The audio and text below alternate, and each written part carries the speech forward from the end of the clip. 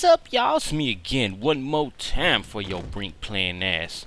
Now today, I'm gonna be talking about controllers and stuff, like what kind of input devices I use. So the mouse I use while I game is the Logitech MX518 gaming grade optical mouse. Now, I've had chances to use laser mice, and other laser mice, and I find that laser to me is not of my preference. I am a type of guy that I need precision, and the laser, in my opinion, this could be, totally just my opinion, but when I use the laser mouse, I notice that it's very fast. If I was to move the mouse very fast across the table, it would recognize it way better than this optical mouse. But I need precision. I like to be able to get those 1 pixel movements. And the laser mouse does not do that for some reason. It doesn't pick up those slight movements. I mean, sometimes it does, but you have to kind of like move it a little bit. And I really need the exact movement of this optical mouse I got here, the 518. It's not as fast as the laser as far as speed is concerned, like if I was going to move it across this desk here, but I don't need to move it that fast. I have my sensitivity up really high, so a flick of the wrist I could turn around 180 real quick. So knowing that, I just have to use precision. I need real precision when I zoom in on people's heads, so those 1 pixel movements really make a difference. Yeah, and the 518 is probably the best optical mouse you can get. The only downfall about this is that it has these 2 buttons on the top and the bottom of the mouse wheel, and it acts as a sensitivity adjustment button, and I disabled it inside of the driver, but it still works for some reason. So I gotta make sure I don't press that during a game, otherwise I have to mess with my mouse settings. I have to push the opposite button as many times as I push that button to begin with. So, fuck it. I'm just gonna have to live with it. But other than that, it's a very good mouse. It looks nice. It feels great in your hand. It has a gang of buttons. It has 2 buttons on the thumb, which I use for my melee and healing. And the mouse wheel, it's all good. So what else is there for controllers? Right now I use a keyboard. It's a Microsoft, just a $10 keyboard. It's no biggie. But when I was gaming with a bunch of people going to LAN parties and stuff, I used to have this thing called a Sidewinder Strategic Commander, made by Microsoft too. And that was a pretty damn good controller. Now, if that controller can come out in the market, then you might be able to change the way people think about gaming. With that controller, I was able to use a gang of buttons in one hand, and I didn't have to fumble with my keyboard trying to press L, when it's all the way across the other side of the keyboard, you know what I mean? All I have to do is just hit a button on this little device.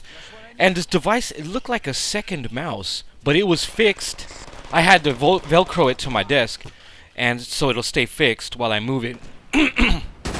And it moves like the mouse, but it's like a joystick. The only problem I have with it, if I was to make this, they discontinued this controller, by the way. So if I was going to make a new one, I'd make it to where it's analog. Now check this out, guys. This is where I'm going to be innovating the video game scene. This is just a little sample I'm going to give you of all the ideas I got. So you take the Strategic Commander, you make it into an analog version with all the buttons on there still and everything good and fun. And then you make the game be able to recognize it like a joystick. Because most games nowadays, they have joystick input.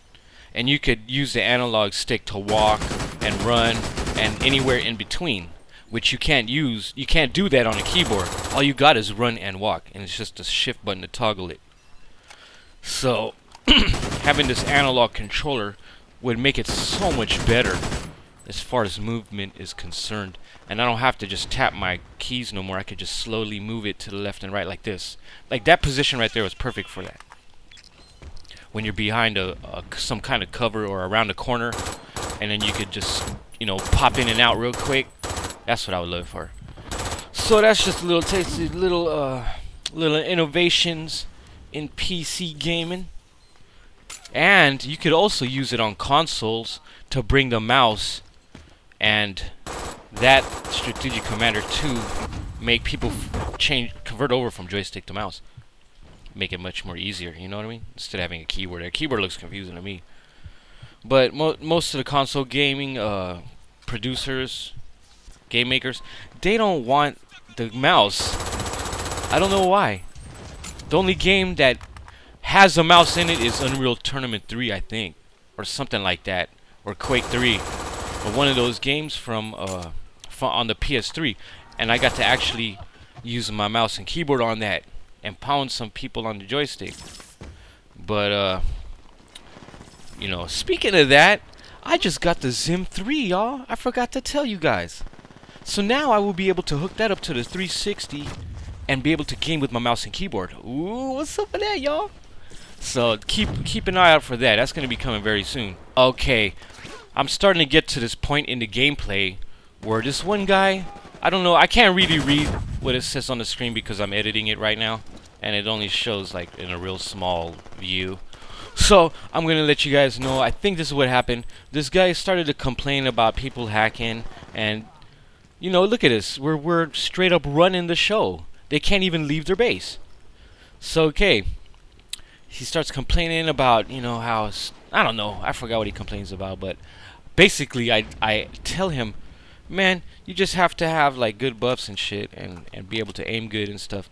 So I'm gonna go ahead, and this is what's gonna happen. I'm gonna go ahead and switch teams just to prove a point that when I switch over, you know, it'll be a little bit better. That I could actually help change the tide of the game if you get the proper buffs.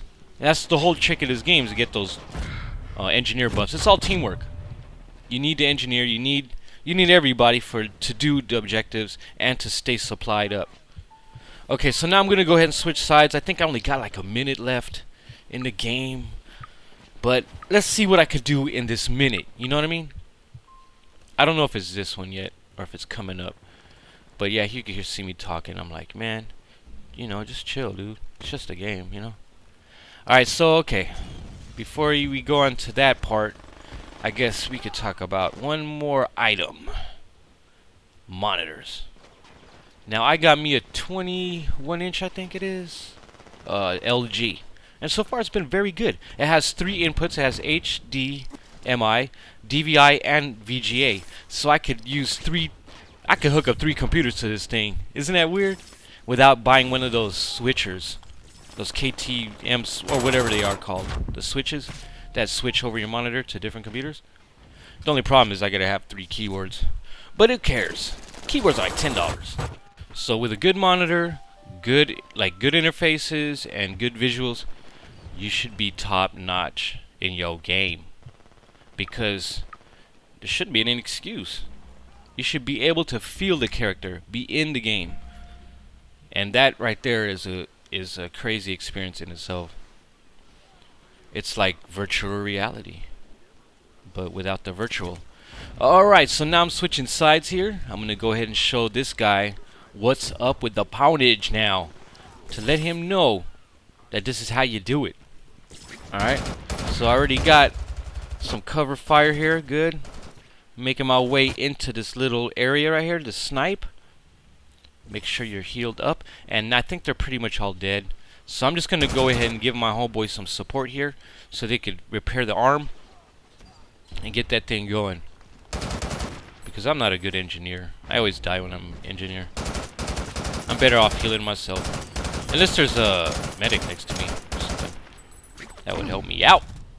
But it's all good now. Look, I already got a couple. Did I get a couple? Oh well, who cares? Alright, I shot him up, making him weak so my homeboys could finish him off easily. And you can see homeboy repaired that turret. So I'm going to make my way down here now. Now that I started capping some fools. And you can, damn, that thing is hitting me up. Always remember to not stay in the sight of a turret, because that will kill you, especially if they have the Gatling turrets. Alright, so go ahead. I'm gonna go over there now. But before I go there, I'm gonna start blasting over here. blasting, double killing.